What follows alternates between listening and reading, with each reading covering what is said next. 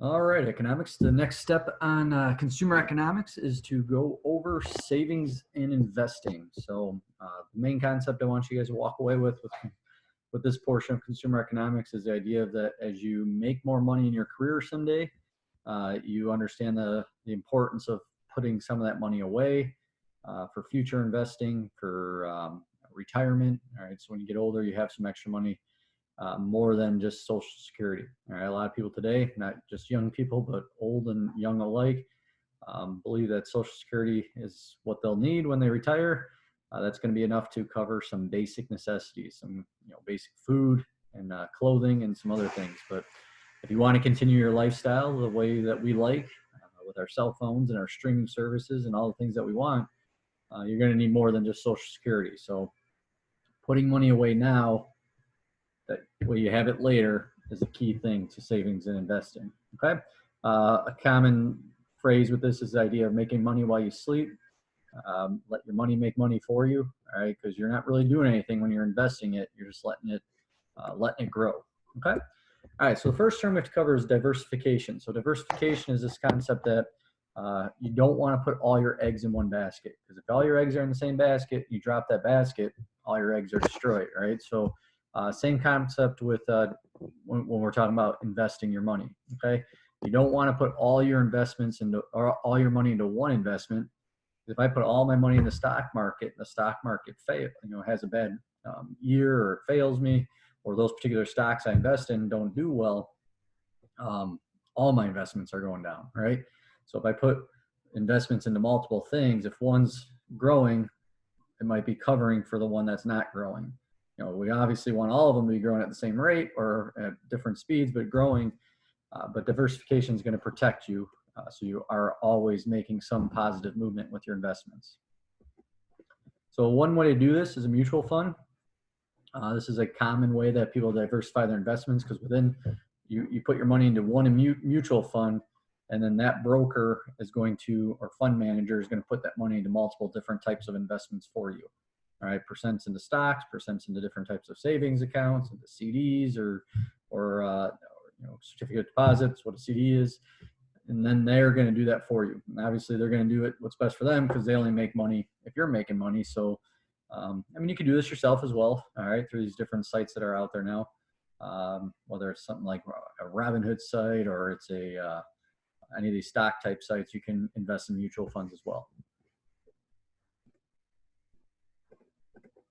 The other thing to point out too, this is a long-term investment. So when you're investing in a mutual fund, this isn't something you're going to do to make money tomorrow. All right.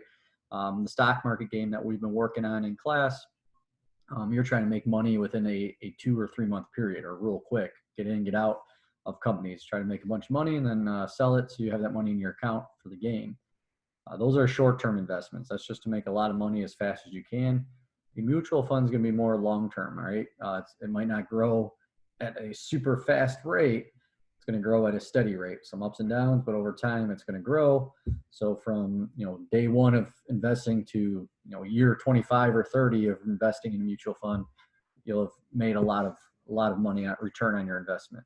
All right, so that's where we're talking about having that money for you at the end of your career when you retire. Another term with saving investing is liquidity. Liquidity is how liquid is your investment. All right, so in other words, how quick can I turn my investment into cash? Some investments, like you guys that have bank accounts, those are forms of investments, right, or ways to save your money. You're putting your money into a bank account. Those are very liquid assets or investments, because you can access that cash at any time. Just go right to the ATM, swipe your card at the store, and you're using your money. Okay. Some investments, when we're talking about bonds or certificate of deposits or different types of savings accounts, you might be signing an agreement, a contract with the bank that they're going to hold your money for 5 years, 10 years, 15 years, 20 years, whatever you're agreeing to, and you can't touch it without a penalty during that time period. So some investments, you have access to your cash at all times. Some you have to wait until years down the road. Okay, and some of you guys may have had savings bonds when you're born. That may have 5-year, 10-year, 15-year savings bonds. You have to wait till that year's up, until the term they use is mature, and then you can cash in that investment. All right, so like I said, their liquid investments can be easily sold or converted into cash.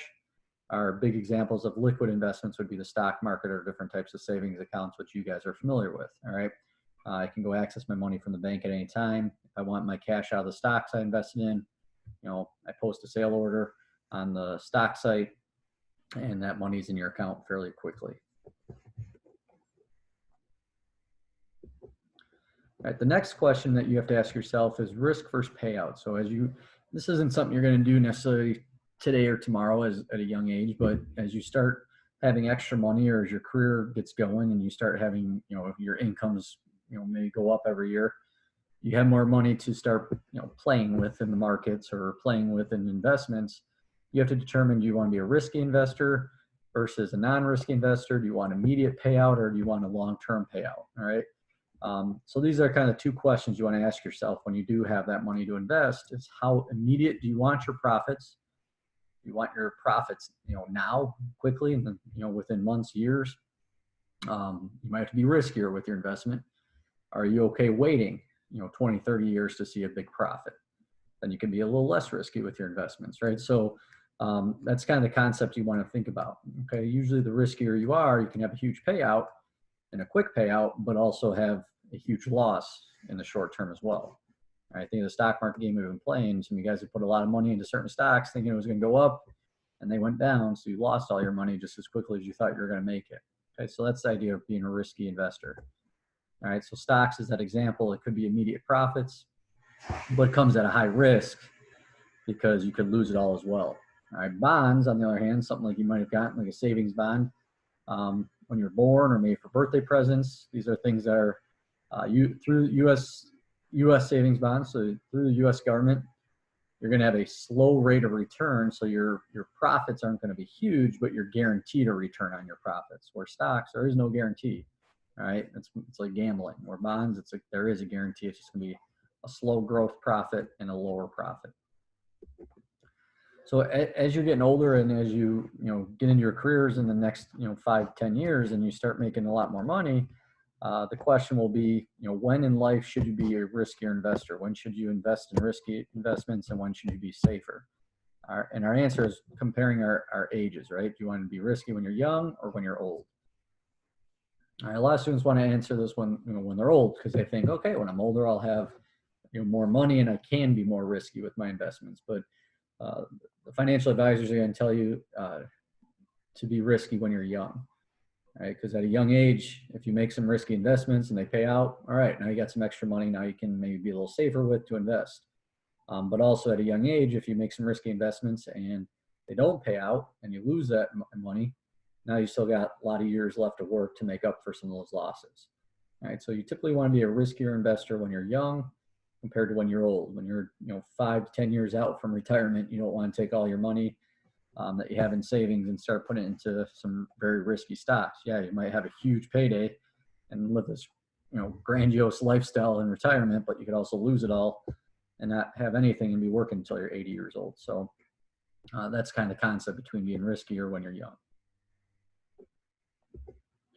All right, the last statement here, or one of the last things we'd like to talk about, is the idea of where do you go for to have safe financial service providers, right? Similar to when we talked about credit, your local banks are going to be the #1 place to go.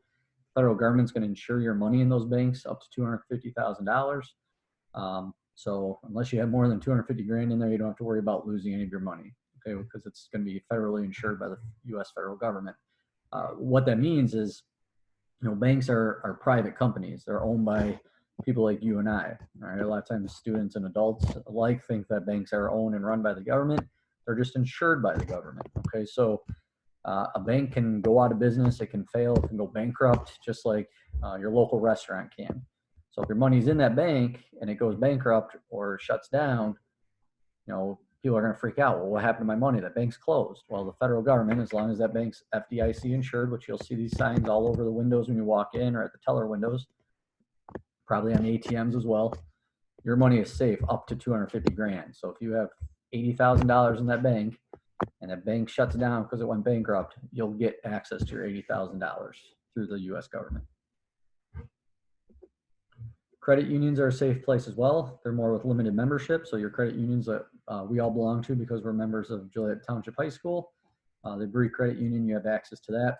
It's more of a localized, smaller knit group of a bank. If you're a member of it, sometimes, not always, but typically the goal is that you'll get lower interest rates on loans, but higher interest rates when you put your money into their savings accounts. Remember, when you take out a loan, you pay interest to the bank, but when you put money in the bank account, they pay interest to you. Okay. And the last thing I always point out again, like I've done before, is payday loan type places are not the types of locations you want to go to. So your currency exchanges, cash and go, or whatever they're called, in my opinion, those places should be illegal because they just prey on people who are usually of lower income, and they're stealing your money. When you go there to cash your check, they charge you to cash your check. All right, you can go open a bank account, typically for free, put the money in the bank. Now you have a safe and free place to go cash your checks and put your money in there and hopefully watch it grow as you make more money. All right, so the next thing I want you guys to do is you're going to work on an assignment called ways to save and invest your money. Okay, and as soon as I can find it, I will bring it up for you.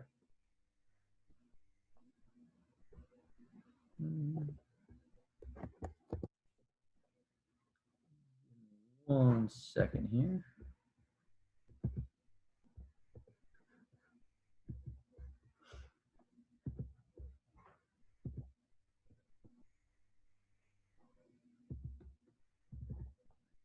So this is what it's going to look like. You're going to have a set of questions. I'll put this on as a Google Doc so you can go ahead and answer these questions. So what you're going to do is you're going to use these questions, use this table down here. And then the table, you're going to have different ways to save and invest, from savings accounts to CDs to US savings bonds to stocks, money markets. The table shows you what are the advantages and disadvantages of doing the savings and investing those ways. The column for maturity or liquidity is how quick can you turn your investment into cash. And then the last column is the risk level. So is it a risky investment, like high risk, like stocks, where you can lose a lot just as quick as you can make a lot?